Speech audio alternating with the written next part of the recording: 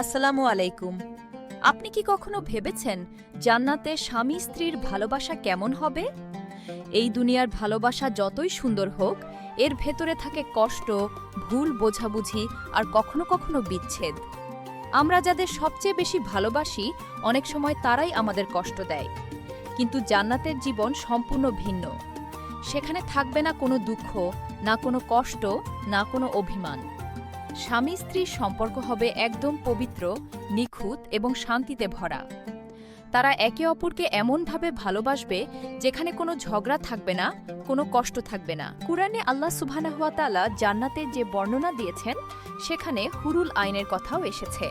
হুরুল আইন, তারা জান্নাতের এক বিশেষ সৃষ্টি। তাদের সৌন্দর্য এতটাই অসাধারণ যে দুনিয়ার কোনো কিছুর সাথে তার তুলনা হয় না।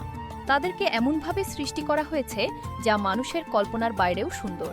কিন্তু এখানেই একটি গুরুত্বপূর্ণ প্রশ্ন আসে, হুর না দুনিয়ার মুমিন স্ত্রী কে বেশি শ্রেষ্ঠ? এই প্রশ্নের উত্তর অনেকেই জানতে চান। অনেক আলেমের মতে দুনিয়ার মুমিন নারী, যিনি দুনিয়ায় এবাদত করেছেন, ধৈর্য ধরেছেন, কষ্ট সহ্য করেছেন, তিনি মর্যাদায় অনেক উঁচুতে থাকবেন। কারণ তিনি জান্নাতের এই অবস্থান অর্জন করেছেন নিজের আমল, ঈমান এবং ত্যাগের মাধ্যমে। হুররা যদিও জান্নাতের অপূর্ব সৃষ্টি, কিন্তু দুনিয়ার মুমিন নারী তার এবাদত এবং ধৈর্যের কারণে তাদের থেকেও শ্রেষ্ঠ হতে পারেন। এটা একজন মুমিন নারীর জন্য অনেক বড় সম্মান। জান্নাতে স্বামী স্ত্রীর মিলন হবে সম্পূর্ণ পবিত্র, আনন্দদায়ক এবং শান্তিময়। সেখানে থাকবে না কোনো ক্লান্তি, না কোনো দুর্বলতা, না কোনো বিরক্তি। প্রতিটি মুহূর্ত হবে সুখে ভরা, তৃপ্তিতে ভরা।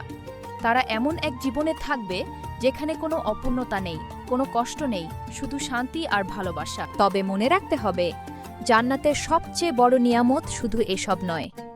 সবচেয়ে বড় নিয়ামত হবে আল্লাহ সুবহানাহু ওয়া তাআলার সন্তুষ্টি। আর সবচেয়ে বড় সৌভাগ্য হবে তাকে দেখা।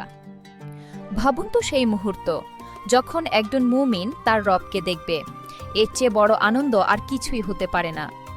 তাই আমাদের লক্ষ্য হওয়া উচিত এই দুনিয়ার সাময়িক ভালোবাসার পেছনে না ছুটে জান্নাতের চিরস্থায়ী ভালোবাসার জন্য নিজেকে প্রস্তুত করা। ভিডিওটি ভালো লাগলে লাইক দিন, শেয়ার করুন এবং সাবস্ক্রাইব করুন ইসলামিক পার্টিকেল। ইসলামের এই সুন্দর বার্তা ছড়িয়ে দিতে আজই দাওয়াহর অংশ হয়ে যান।